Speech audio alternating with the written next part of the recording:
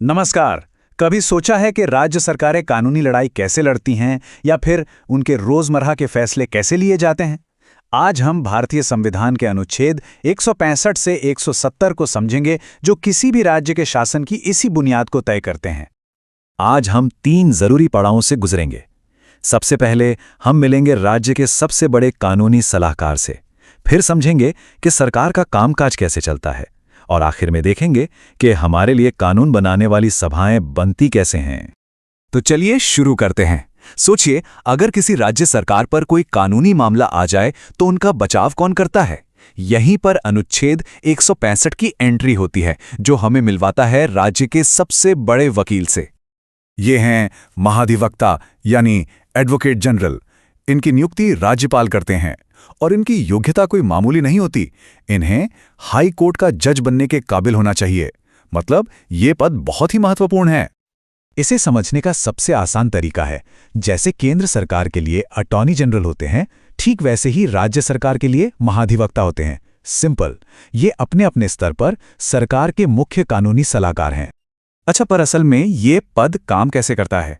मान लीजिए कोई राज्य सरकार एक बड़ी कंपनी पर प्रदूषण फैलाने का मुकदमा करती है, तो अदालत में सरकार की तरफ से बहस करने और पूरी कानूनी रणनीति तैयार करने का काम महाधिवक्ता का ही होता है। और देखिए, ये सिर्फ किताबी बातें नहीं हैं। 2017 में बिहार में एक महाधिवक्ता की नियुक्ति पर उनकी क्वालिफिकेशन को लेकर सवाल उठे थे। इस विवाद से ये साफ हो गया कि अनुच्छेद 165 की शर्तें इतनी सख्त क्यों हैं, ताकि राज्य को हमेशा बेस्ट कानूनी सलाह मिले। ठीक है, कानूनी सलाहकार की बात तो हो गई, पर सरकार के डे टू डे काम और फैसले कैसे लिए जाते हैं? चलिए अब सरकारी कामकाज की मशीनरी को थोड़ा और करीब से समझते हैं। अनुच्छेद 166 एक बहुत ही दिलचस्प नियम बताता है। भले ही फैसले मंत्री और मुख्यमंत्री लें, लेकिन हर सरकारी आदेश औपचारिक तौर पर राज्यपाल के नाम से ही जारी होता है। ये एक तरह की संवैधानिक मुहर है, एक कॉन्स्टिट्यूशनल स्टैंप है। तो अगर शिक्षा मंत्री कोई नई स्कूल योजना शुरू करते हैं, तो भी जो ऑफिशियल ऑर्डर निकलेगा उस पर राज्यपाल का ही नाम होगा, और यही चीज उस आदेश को कानूनी ताकत देती है, उसे लीगली बाइंडिंग बनाती है। ये प्रक्रिया कितनी जरूरी है, इसका एक बढ़िया उदाहरण राजस्थान के एक मामले से मिलता है।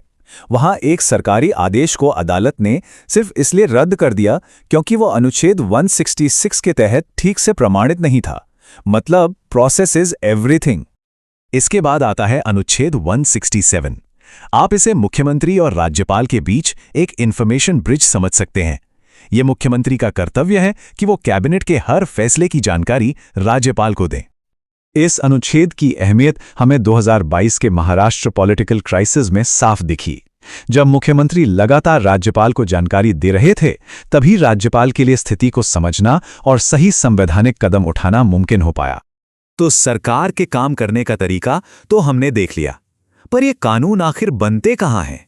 अब चलते हैं राज्य की अपनी संसद की ओर, जिसे हम विधानमंडल कहते हैं। अनुच्छेद 168 हमें विधानमंडल का ढांचा बताता है। इसमें राज्यपाल होते हैं और साथ ही 1 या 2 सदन। अब कुछ राज्यों में 1 सदन होता है तो कुछ में 2, और ये दूसरा सदन क्यों होता है, ये भी बहुत दिलचस्प है। आज की तारीख में भारत के 6 राज्यों में 2 सदन हैं, विधानसभा और विधान परिषद।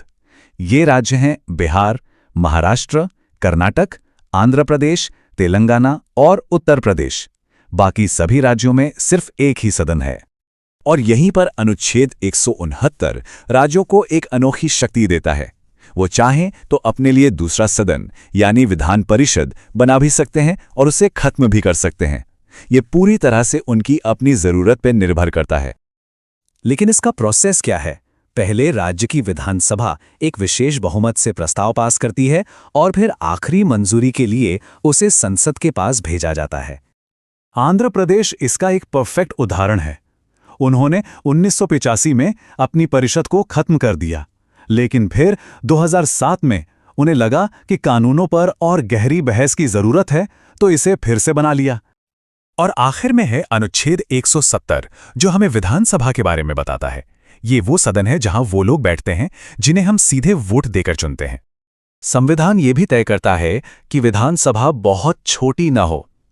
इसमें कम से कम 60 सदस्य होने चाहिए और ज्यादा से ज्यादा 500 सदस्य।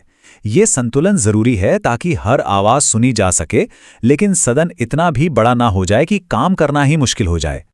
सीटों की संख्या सीधे सीधे जनसंख्या से जुड़ी होती है। जैसे उत्तर प्रदेश में 403 सीटें हैं।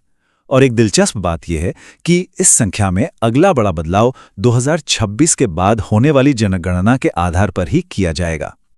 तो संक्षेप में कहें तो यह अनुच्छेद किसी भी राज्य के शासन की कानूनी और विधायी रीढ़ की हड्डी हैं।